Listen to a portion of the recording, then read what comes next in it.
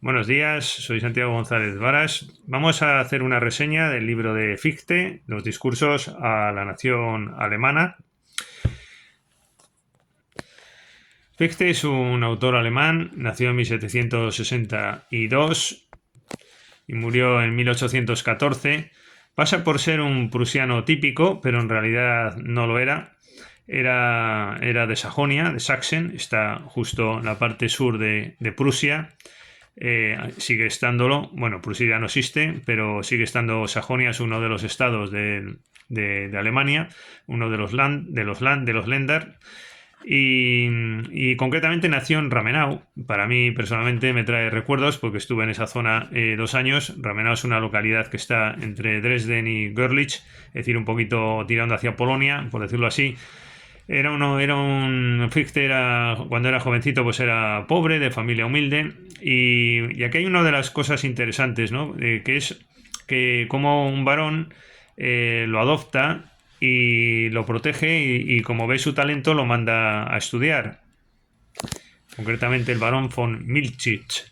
Lo digo porque esto se pierde en la sociedad actual, ¿no? El de repente poder patrocinar, ayudar, el mecenazgo, la ayuda, todo esto se pierde, ¿no? Y creo que en esta época, o antes del siglo XXI o XX, estaba de moda, por decirlo así, o por lo menos se daba estas circunstancias que me parecen que eran muy positivas de ayudar a los demás, de si tú eres una persona que no, bueno, que no tienes cultura, pero puedes promocionar la cultura, pues preocuparte un poco de ello. Esta actitud, pues creo que se ha perdido actualmente y los nuevos ricos de hoy son representantes de lo pop y que aportan muy poco a futbolistas, cantantes, que no aportan muy poco a la cultura, pese a ser más millonarios que los Medici en siglos pasados, ¿no? Bueno, pues volviendo al señor Fichte, este es un representante del idealismo alemán. Fichte, por cierto, significa pino.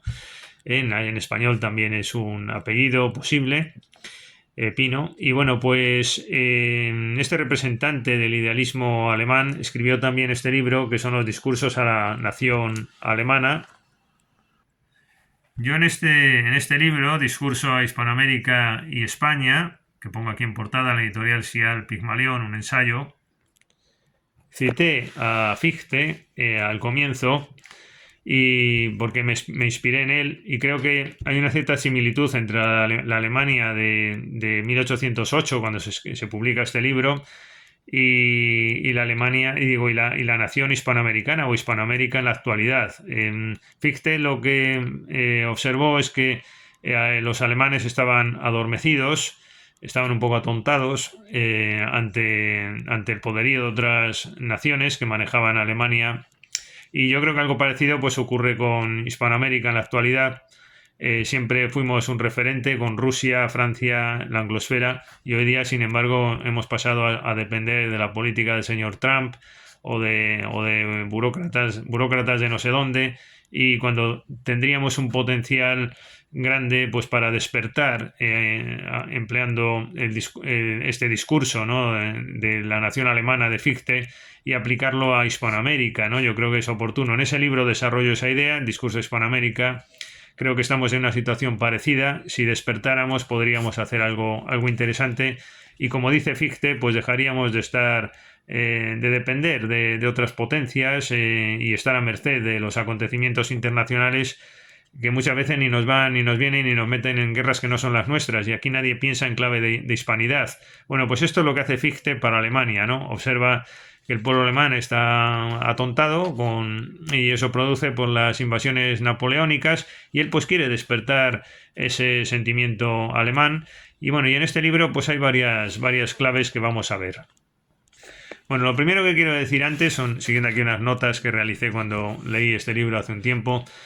Igual que he dicho, esta labor del mecenazgo, pero no solo mecenazgo, sino preocupación por la cultura y preocupación por los débiles y por personas que tienen talento y que hay que apoyar, y pagar los estudios a una persona, ¿no?, porque tiene talento, ese tipo de actitudes. Otra característica de este estilo que quiero desarrollar o destacar aquí es el hecho del profesor alemán, en la figura del profesor en Alemania, que es un intelectual con cátedra que tiene una enorme influencia social. Este es un fenómeno que se dio en el siglo XIX. Hegel también era profesor, aquí todos eran profesores, y esto pues en otros países no está tan marcado.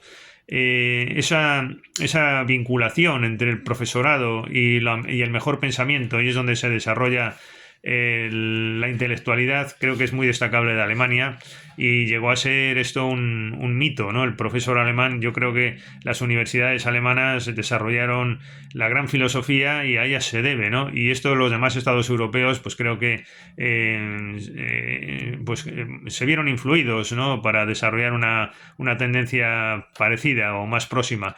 Lo que pasa es que no sé si esto actualmente merece la pena o hay otros hechos que nos llevarían a otras derivas, pero es interesante, aunque solo sea efectos históricos, recordarlo, la figura de universitaria y el papel que pudo desempeñar a la hora de realizar y de desarrollar pensamiento, ¿no? Bueno, eso es una primera clave.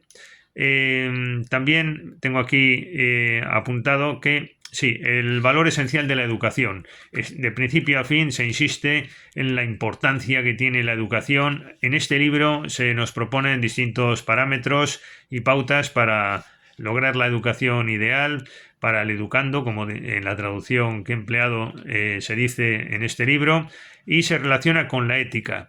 En este sentido, se confía en una educación que aspire a la realización de valores éticos más que religiosos. Fichte era luterano, pero bueno, en realidad era una persona no muy religiosa. Era masón, de hecho, ingresó en la masonería más tarde. Y habla de un cristianismo en general. A veces, en este libro, sin embargo, pues se le ve un poco la vena luterana. Cuando habla de la identidad alemana y del arraigo de lo alemán, etcétera, pues claro, se ve un poco forzado. Esto es muy alemán, por cierto, ahí lo notas todavía actualmente en la sociedad. Se ve un poco forzado, como decía, pues a poner en su lugar a la figura de Lutero, que es una persona pues allí muy considerada cuando se habla de estos temas, de la identidad alemana. Y otra clave de la identidad alemana pues sería la lengua viva, ¿no? Hay que preservar eso y es el gran elemento unificador. Se confía mucho por Fichte en esa lengua capaz de engendrar una nueva Alemania, ¿no? Una nueva nación poderosa.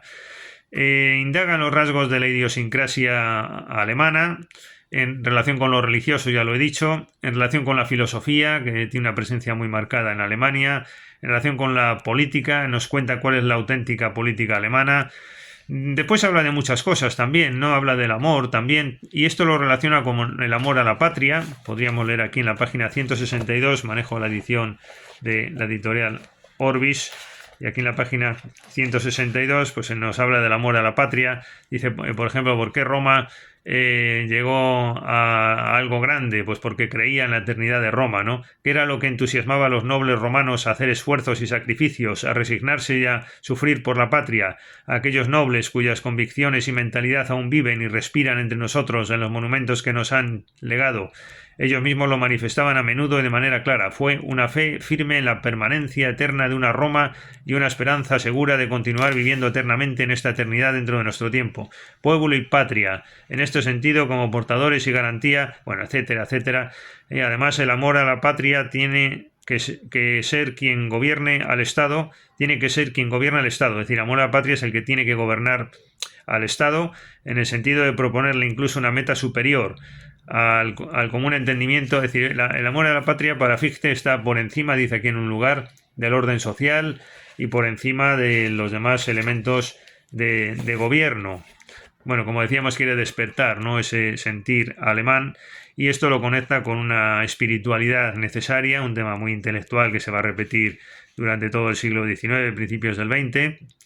Y la cuestión que se debate aquí también es en qué manos tiene que recaer la educación, y se va haciendo una exposición de cuando estuvo la educación en manos de la Iglesia, de los padres, y bueno, pues él apuesta más por una educación a cargo del Estado, una educación alemana, y yo creo que esto influyó en el Estado prusiano. Este libro influyó pues de manera destacada en todo el siglo XIX en Alemania, como ejemplo bueno, se corroboraron las tesis de Fichte, ¿no? Porque después el Sacro Imperio Romano Germánico pues ya terminó y vino, poco a poco se fue creando pues lo que aquí se postula, ¿no? Una nación alemana con sus exageraciones y con sus aciertos, ¿no? Diríamos, o sus logros que están aquí apuntados. Un libro de referencia en este sentido que sirve para cuando las naciones se adormecen, y creo que es que actualmente en el mundo el único lugar donde esto tendría actualidad, insisto, creo que sería en Hispanoamérica, ¿no? El mismo atontamiento que dice Fichte respecto de Alemania, pues creo es un poco lo que ocurre ahora en el mundo hispano.